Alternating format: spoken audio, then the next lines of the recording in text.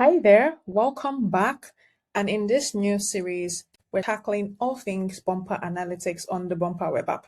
Now, as you may know or may not know, Bumper provides you with a lot of information and data about your business performance. And you can actually see how your business is performing month on month, year on year, all the way back to whenever you want to trace on your Bumper web app easily.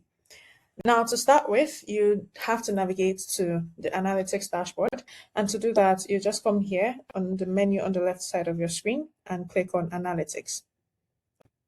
Now here you can see extensive information on your business performance. As you can see, we have sales, transactions, products, customers, and campaigns. And in subsequent videos, I'm going to break down every single one of this one by one.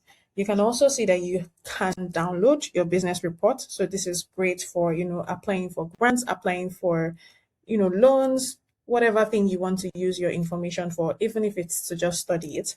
But at any point in time, you can literally just open your Bumper web app and look through your business and see how your business is performing.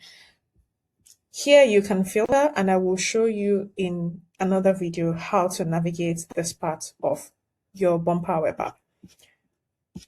Finally, here you can see your sales channel so you can see sales by channel. So you can see POS, WhatsApp, others, and basically a breakdown of how your business or how your sales are performing by channel. Just at a quick glance, you can see everything.